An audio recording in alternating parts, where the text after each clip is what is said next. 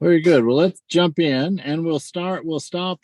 Jan will let me know when it's about 8 minutes before 10, and then I'll walk you over and you can see the installation site. I know at least two of them will be standing. So,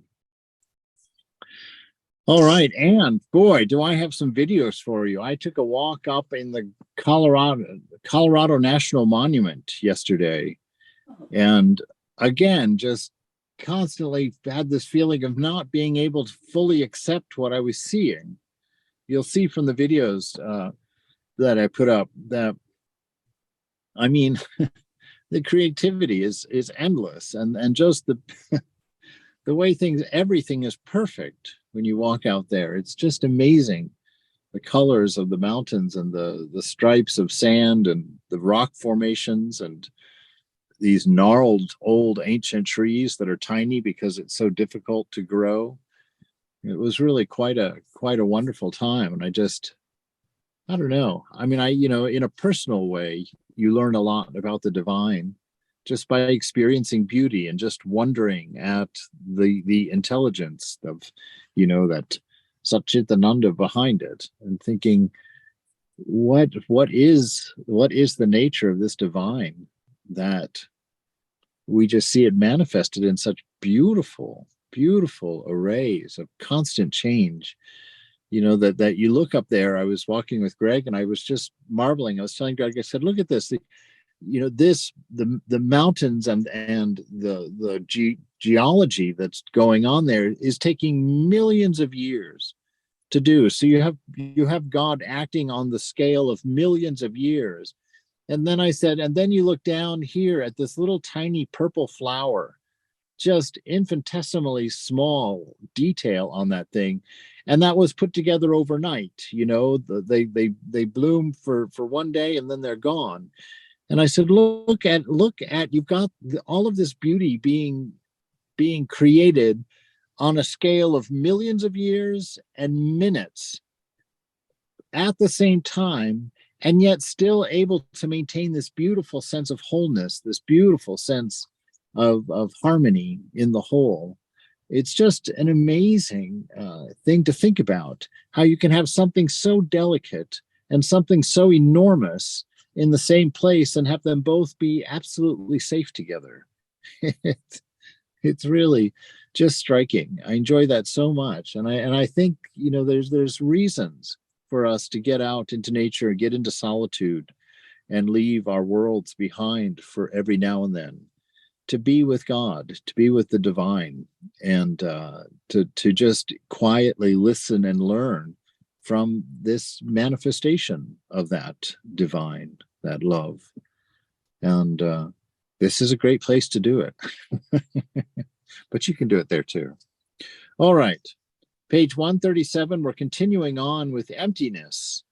And the Buddha was talking about the importance of, or our monk, Suzuki, was talking about this importance of clearing the mind and moving out the old furniture. And he's going to pick up here. He says, to be independent in the true sense, we have to forget everything, right? We have to forget everything. To be independent in this true sense, we have to forget everything which we have in our mind and discover something quite new and different moment after moment. This is how we live in this world. So he's there just repeating again what we've talked about at length, that to stay out of the nest of the thinking mind and move into the reality of the moment, being undefined, by one, throwing out the contents of the mind, so not letting thoughts arise or not entertaining them when they do arise, just letting them arise and fall. And at the same time, being completely attentive to the continual presentation of the new. That this change is constant and non-repeating. So to be fully open to it, to be fully aware of it, means to be fully present in the moment, devoid of past, forgetting about future, being fully present and open to all the change coming at us constantly as we look through it at the divine nature behind, the unchanging absolute behind. He continues on, he says, so we say true understanding will come out of emptiness. Out of that silence comes all of the information that you need spontaneously in the moment, according to Thakur, according to Eckhart Tolle. I'm not putting these people on the same level, I'm just saying. Same as Eckhart Tolle, same as Sri Nisargadatta. They all talk about that when you come out of thinking mind, this worldly knowing of relative thoughts, when you step down out of that, you come into that divine knowledge, that isness, the knowledge that's spontaneously available to you. And that example that we use, when you move your finger here, you're not conscious of all of the literally thousands of functions that are happening in your body to actually make that finger move. All you have to be aware of is move.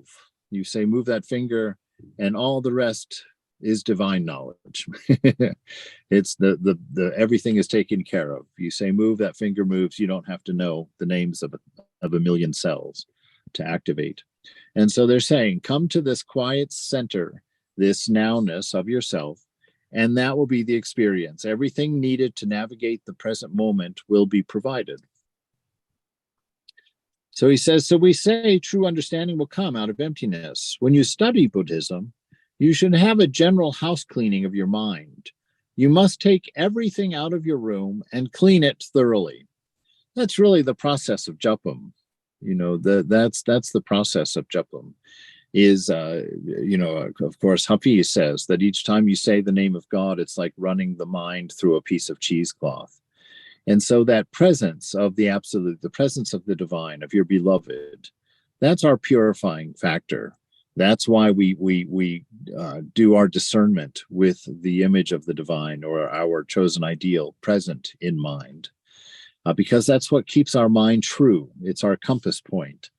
Without that, the mind will make up whatever story is most convenient and most pleasing to it.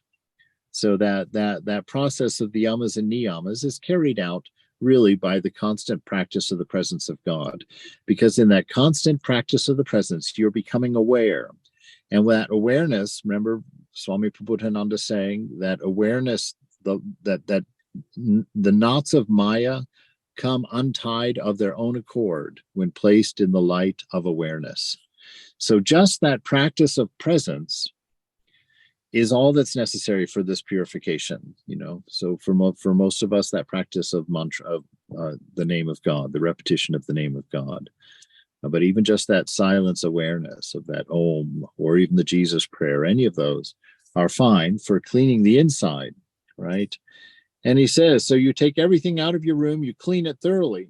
If it is necessary, you can bring it back again, right? So he's the easiest way to do this is not to go sorting through the mind, but as you watch the mind, as you watch the thoughts arise, you'll know what you need and what you don't need. And it's a process of renunciation.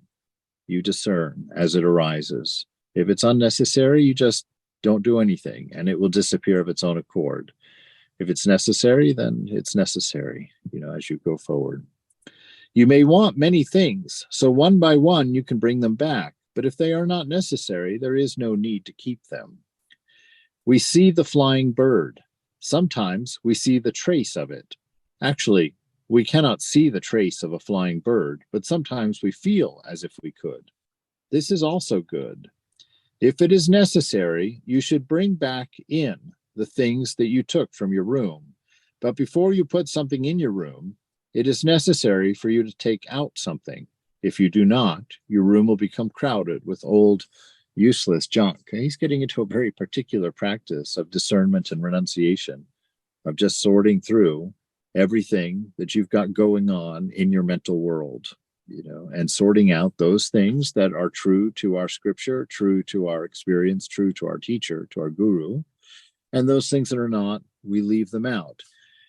You can't put both worlds into the same mind successfully. It's in the Bible, it says you can't serve two masters. You'll hate one and love the other. That's the nature of it. So you have to have that one spiritual master, your chosen ideal. And according to that dictate, according to that standard, you keep what you keep and you renounce what you renounce. And you do it in the way he tells you. He says differently for monks and householders. Householders renounce mentally, which means that you know in your heart that this is not yours. It's the story of the mango wood chest, right? Or the nurse who takes care of a rich man's child, teaches that treats that child like her very own, but understands mentally this is all temporary. None of it is mine. We are all renters in this world. None of us are an owner in this world at all. It's all for a time. And so to keep these ideals running in your mind as you are watching the thoughts rise and fall, and putting away those that should go, and keeping those and drawing near to those which are helpful, which are taking you towards your goal.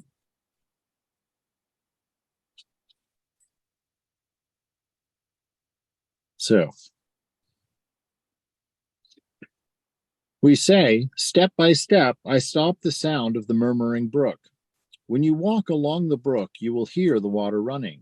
The sound is continuous, but you must be able to stop it if you want to stop it. This is freedom. He's talking about your ability to control your mind, right? If you say something to the mind is obedient. That's what practice is about. That's what spiritual discipline is about. That's what austerity is about. Doing things to the body that require you to step out of the way. Taking cold showers is one of those where you just have to put the ego out of the way and put the body's concerns out of the way and endure the cold shower or whatever your austerity is. That's the point. It's to build that willpower muscle, that you are in charge. The senses are not in charge. So even though the body's cold in the cold shower, you are able to discipline yourself to stay there because you are in charge, not the body and its feelings or the mind and its feelings. So it's kind of like that. So he's talking about that you should be able to hear what you want to hear and stop hearing when you don't want to hear. Like, was it Trigunatita or Turyananda? I don't remember. Remember the dental visit? Was able to withdraw his mind and have a tooth pulled without any Novocaine or any pain medication. And so having that kind of mind control, that's very high, very high accomplishment. But nonetheless, it's encouraging us to practice that self-control and that discipline. And it's step by step. We moment by moment.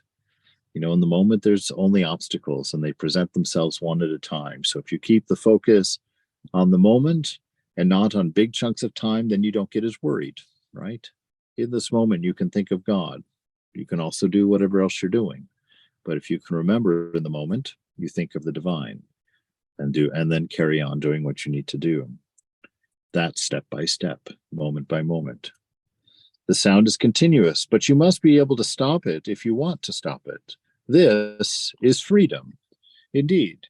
You see, that's why doing anything that you want is not freedom, because you're still being told what you want. Your body is still listing the desires. Your mind is still listing the desires, and you are having to run and serve them. And so to be desireless is the only real freedom. The only real freedom is contentment, where nothing is pulling or guiding you. This is freedom. This is renunciation. One after another, you will have various thoughts in your mind. But if you want to stop your thinking, you can. So when you are able to stop the sound of the murmuring brook, you will appreciate the feeling of your work. But as long as you have some fixed idea or are caught by some habitual way of doing things, you cannot appreciate things in their true sense, right? And this is the reason we stop thought, because thought arranges our world. And this gets, the more you practice this silence of the mind, it is unbelievable the level of stories that happen to us even in a few minutes. I've seen in the morning when I wake up that almost always there's a story waiting in the mind telling me what mood I'm in for the day. And I've also seen that mood, when it's caught at that moment of introduction, can be just swept aside easier than dust. I mean, it has no power because you have not yet identified or attached to it. And it's amazing how much of our inner world is determined just by the sequence of habitual thinking. that we've stopped questioning and have attached to and assume that we own it and it belongs to us. So there's no way to escape it. You know, we've tied it in with our own identity. And so this practice of sitting quietly, finding that space in the heart, purifying ourselves through the mantra, through constant discernment, setting aside those things that are not helpful, pulling closer to the things that are helpful, and just all of our duty the entire time is keeping our mind on the divine. You know, the divine will do all the work. The divine will actually do the cleaning of the house because it's your nature. Things will not stay in your house that are not according to your nature. That's what renunciation is all about. Renunciation is looking for the unchanging and letting go of that which changes, you know, whether it's mentally or physically. And, you know, for the monk, it's physically. For the householder, it's mentally, just knowing the nature of things and always reminding yourself of the nature of things, but seeing God in all that you're responsible for and carrying on as a householder. Both practices meant to bring us to realization. The responsibility and the response of the monk and the householder are the same. They're not different, just different ways of getting there, of achieving it. So he's saying if you can't learn to become fully present in the moment, and if you can't get these habitual patterns of thought out of your mind, then you're not able to see things as they are. Maya will continue to lead you along by the nose. You have to work at finding this quiet space within so that you can see clearly and so that you can do what's necessary in renouncing and in attaching in that way too, attaching to those things that of light that move you forward. If you seek for freedom, all right, if you go looking for freedom, you cannot find it. Absolute freedom itself is necessary before you can acquire absolute freedom. Now, this is an interesting statement. It's also, he also says the same thing about our enlightenment or our happiness. You know, if you go looking for freedom, you cannot find it. Why? Because you have to assume you are not free to go look for freedom. And if you're not free, there is no freedom, you know, in the moment. And so freedom is a realization. It's not a thing we go and grab. It falls in line. You know, freedom is one of those wonderful words that has no limit to its definition. So it's a name of God. So freedom is the name of God. Beauty is the name of God. You know, infinity is the name of God. Immortal is the name of God.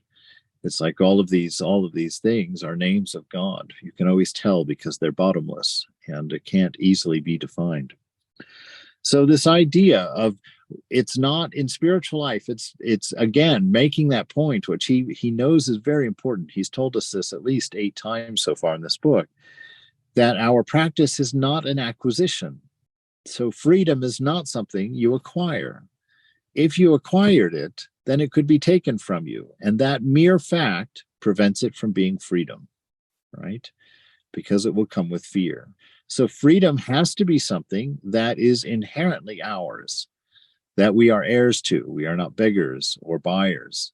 That this freedom, this inner peace, this inner beauty, this inner divine is our very nature, not something we're adding to ourselves. So he says, absolute freedom itself is necessary before you can acquire absolute freedom. And that's that assumption. And this is where grace and faith play their major role. And why Thakur says everything is rooted in faith. You know, because you have to be able to say, I am free on faith. Because your mind and ego structure, which rules the mind, is very clear that you are obedient. You are not free. And so it's using that faith in your freedom to undo the bondage of a very strong ego that will counter that at every turn. It's the reason that we need that knowledge of grace, that knowledge of an unconditioned love, that faith in those abiding as the nature of reality. Because without them, what can we do? You know, we're the insecurities of ego living will keep us running around looking for everything and coming up with big, grandiose plans of huge austerities and big vacations in India and whatnot to get us there, when really that is not the way this is found. You're going to carry it with you when you go looking for it. So he says, this absolute freedom itself is necessary before you can acquire absolute freedom. That is our practice. Our way is not always to go in one direction. Sometimes we go east, sometimes we go west. To go 1 mile to the west means to go back 1 mile to the east. Usually, if you go 1 mile to the east, it is the opposite of going 1 mile to the west. But if it is possible to go 1 mile to the east, that means it is possible to go 1 mile to the west. This is freedom. Without this freedom, you cannot be concentrated on what you do. You may think you are concentrated on something, but before you obtain this freedom, you will have the uneasiness in what you are doing, because you are bound by some idea of going east or west. Your activity is in a dichotomy or a duality, right? Boy, there's a lot of material right here. This whole notion of trying to do, if there's doing, there's egoism, and egoism is the veil, right? That's why Thakur tells us again and again, we are not the doer. And it's one of the hardest lessons to learn, because it's really what realization is. It's coming to know that you are not the body and the mind, that you are this universal, ever existent, unchanging self. So this idea of having to go and get something is not a matter of moving from A to B. It's a matter of being in place A always, at time A always, you know, the here and the now. It's being fully present in that, and not being in a state of need, not a state of imbalance. It's assuming your balance, assuming your harmony, assuming your inner peace, assuming your bliss, assuming, well, you don't have to assume your existence. That's pretty easy. But you try and keep this center here, so that your practice is an undressing. It's a removal of ignorance, and it's a settling in ever deeper by going forward, like that story says. Go forward, go forward, go forward. Going in and watching the mind at first, seeing all the thoughts dance in there, and then coming down below the thoughts a little bit, where they're coming out not quite defined, but you know their nature, but they have no power because there's no attachment. You can slough them away. Then you become aware of the unnecessary, that you know, you can let go of having to watch them, and they become your disinterest. Then at that level brings an absolute silence, which brings a new awareness, an awareness of an inner immensity, an expansion of self that's unlimited by egoism, by the thought of a body, by the thought of a mind, and by the thought of all the stories that used to ring and tell you about the world. And it becomes an experience of yourself now that's undefined by a story, an absolute freedom. And so you see, for all of that to happen, nothing is acquired. You didn't go from a point A to B. You're not developing something like you build a company. You are removing and dehypnotizing your mind, the habits of your mind, the habitual thinking of your mind.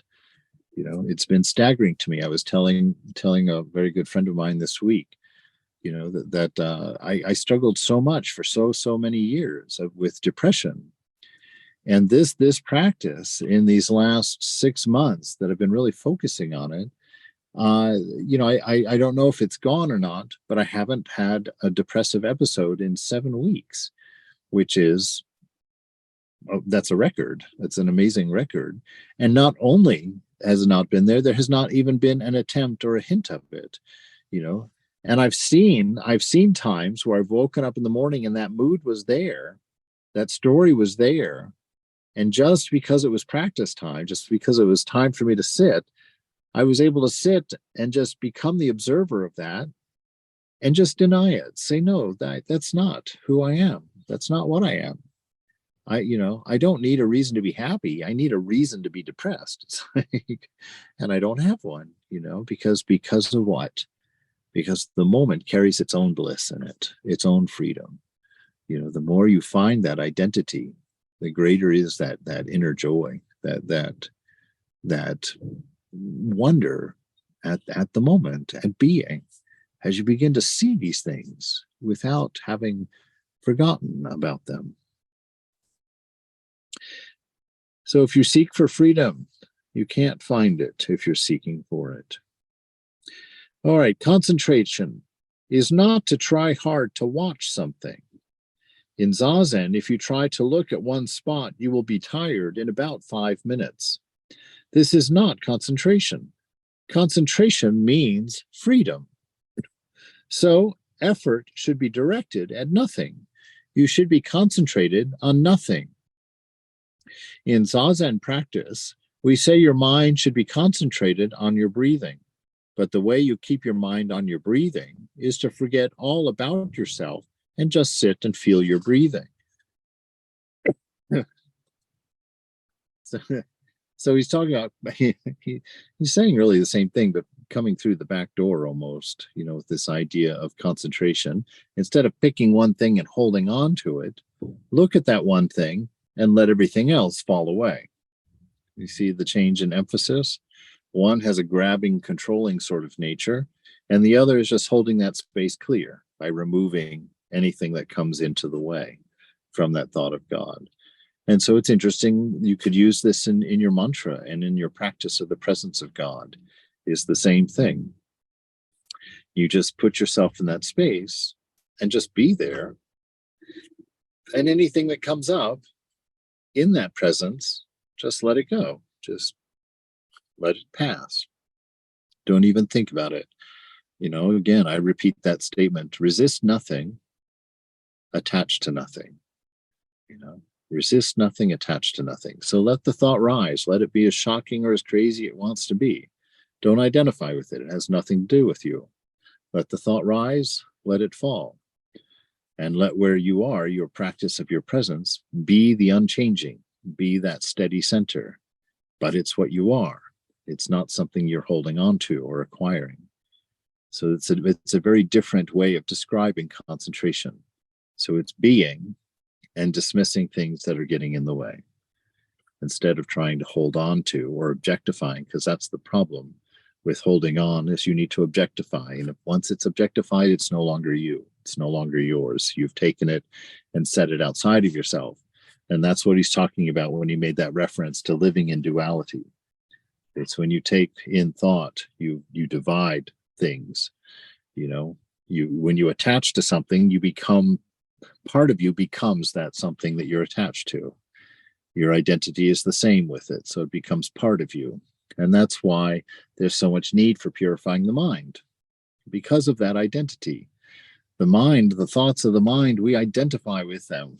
We don't see them as separate from ourselves. I'm thinking, I'm wanting, I'm meditating, I'm all of these things, but we are never doing any of those things. We are always the observer of these things, always the observer. And it's coming and maintaining through discernment of a pre-existing reality, that quiet inner solitude and inner peace, which is already there, does not need to be developed, just needs to be discovered. And then the mind needs to be practiced at remembering this space and letting go of everything that takes it out of that space. Any questions on any of that by anyone?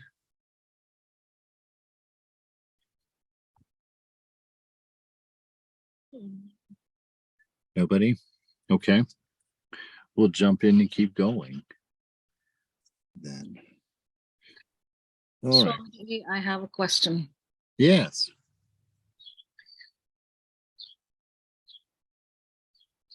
I find it almost impossible. I have a certain glimpse or a idea of what you're trying or what's being said, but I'm finding it very impossible to fathom how to do it. Is it just the practice that'll help you get there? Like, how long do you sit? Yeah. Well, I mean, that's up to the individual. You sit as long as just a few minutes past uncomfortable,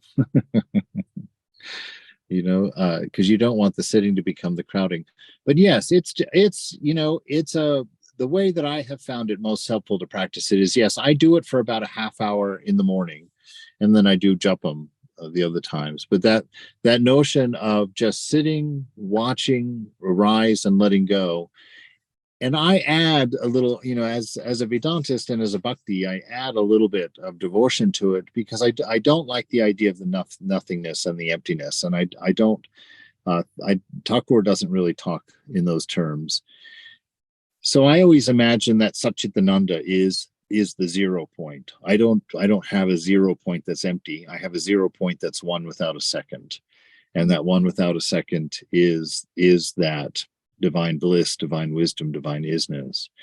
So when I practice it, uh, it's something that I do many times a day for just 2 or 3 minutes. Like anytime I come to the awareness that my mind is really going, I say, okay, good time to come back.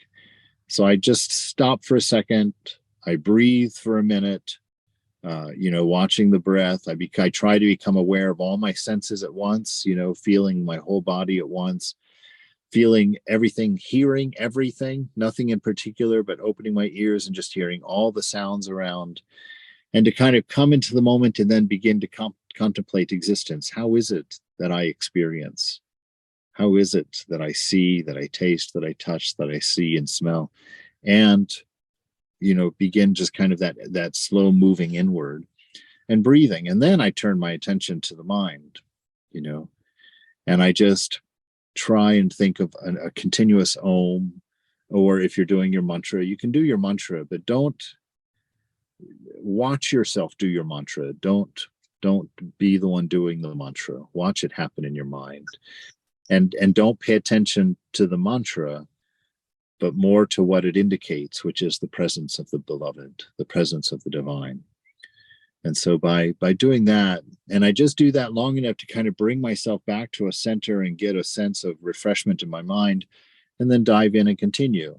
And once again, when I become aware at some point that my mind has kind of lost its way, I'm not steady in my inner peace or joy, then I stop again. I do the same exercise. And I just do that like my mind is a toddler and I'm the mom and I'm there all day with this crazy toddler and I have to keep that knife out of its hand. I just keep running and taking the knife out of the hand, you know, over and over and over again. So it's, you know, it's a practice like that. So yes, it's good to do it during your sitting practice, but it's effective really more so if throughout the day, just continuously 10, 12, 15, 20 times in a day, do that 2 or 3 minute pulling back, letting go of everything in front of you for a second, breathing and remembering the truths that you know. I'm ever free. I'm ever blissful. I'm ever pure. I am the unchanging absolute.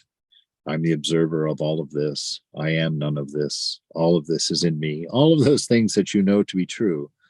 You know, pick one up, play the words, and then let it soak in for a second. Take another one, bring it in until your worldview starts to shift. You know, becomes a little bit more natural to not be all worked up anytime there's a big emergency or a little emergency. I have a question also, Maharaj. So, Yeah. how do you spoke a little bit about the mantra, you know, doing this kind of meditation, doing the mantra while you're sitting, but during the day, like we, you know, bringing back to oneself, where do you fit the mantra with it? I kind of sometimes find it and I think we've discussed before, in a conflict. Oh, should I be just bringing it back to myself and this kind of a just this space of Satchitananda, or should I actually, you know, the thing was to be occupying, or the mantra having it running throughout whatever activity one is doing, and filling, any spaces where the mind can rest? Or is it like whatever comes naturally? Well, not so much naturally. I mean, ultimately, yes, but I think that's going to depend on what you're dealing with. I mean, for me, my practice is there's some days, it seems, where the mind is just it's just buzzing for some reason. And when I sit down to do the practice in the morning, I know that just the thought of the presence or just the quieting the mind is not going to be an option. And so at that point, I'll pull out my mala and I'll just sit there and I'll do japam for a while and try to do that, because I find that doing the japam occupies the mind. Yeah. So it doesn't do as much flying around. And once I've kind of got that happening where the mantra is going and I can back off and not really have to be the one doing it, I can watch it happen. As it watches it happen, then I kind of take my attention off of the mantra itself and onto that which it names, the form or the presence, within, and try to absorb in that space. And in that space, I keep the mantra going usually, but it usually gets quite slow, or I'll spend a long time on the om, if there's an om in your mantra. And sometimes I do a hybrid like that. Like sometimes I'll just do an om, and not finish the mantra, just do a long om, and then just kind of try and maintain some silence at the end of that om, and then do it again. And the whole time, though, you're focusing on something that can't be focused. You're not going for any particular. So you're trying to stay as general as possible. Particulars are our problem. We are that universal one without a second. So we just kind of keep opening. So don't be looking for anything. Be accepting of everything. That's how you'll find the thing, is through acceptance of everything, and not particulars. It's when you let go of everything that that awareness will come. So one can carry this during the activity, as one is in the same way. Yeah. Kind of really keeping it open. Yeah, part of it has to do with what you do. Like when I was working, I always made sure that between meetings or when I was going from one client to another, I would always do my mantra, and I would usually be walking when I was doing that. And so I got in the habit of every time my right foot hits the ground, the mantra starts. And to this day, that happens, that if I walk more than a few steps, I'll catch myself. And it's very rarely started consciously, but I catch the mantra coming up in my mind. And that's always super helpful, because it just brings you back automatically.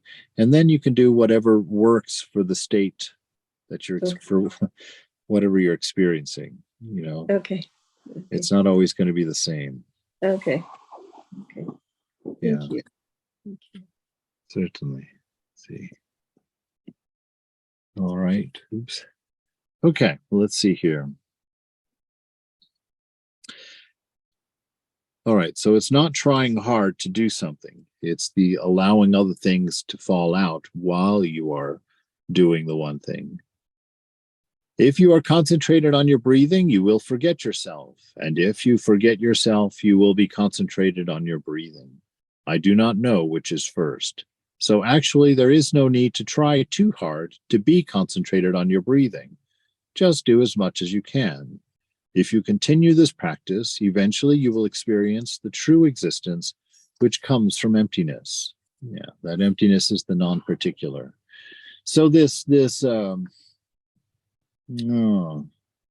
letting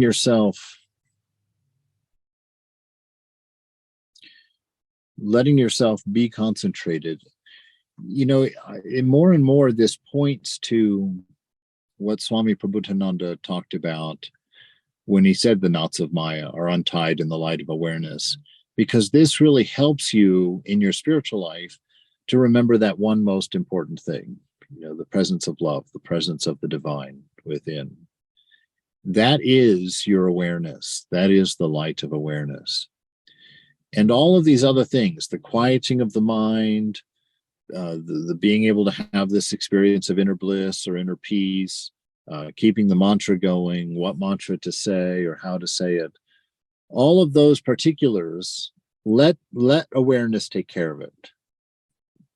You don't have to do anything else in your practice but be in the presence of God. That's the only thing necessary.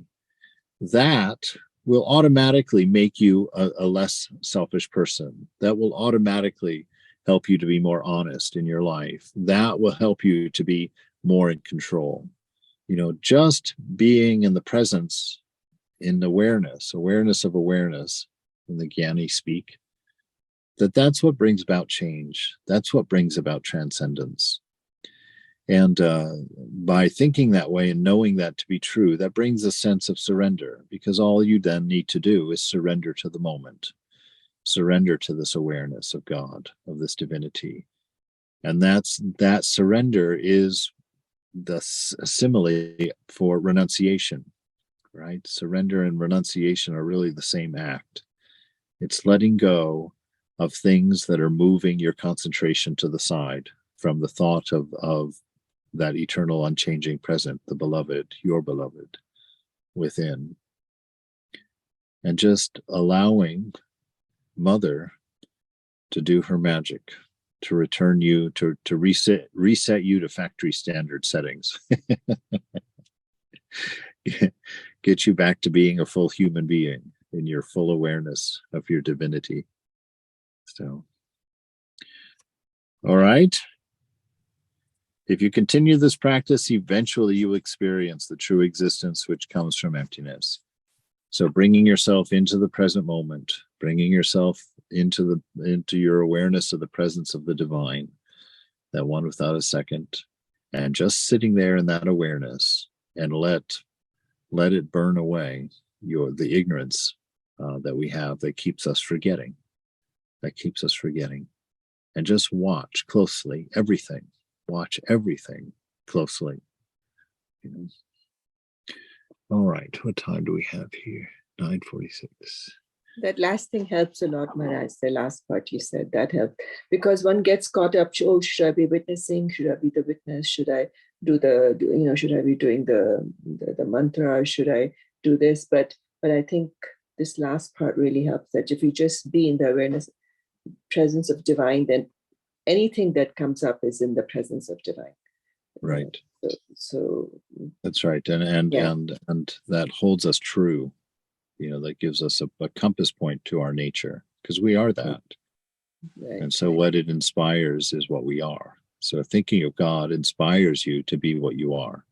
We think it inspires us to be more devotional, and it inspires us to love God, but it really inspires you to be what you are. That helps a lot. Thank you. Yeah. Surely. All right. Well, let's take a couple of minutes here, and I'm going to check the time here again. Well, let's not do that. Instead, since we're at the end of that chapter,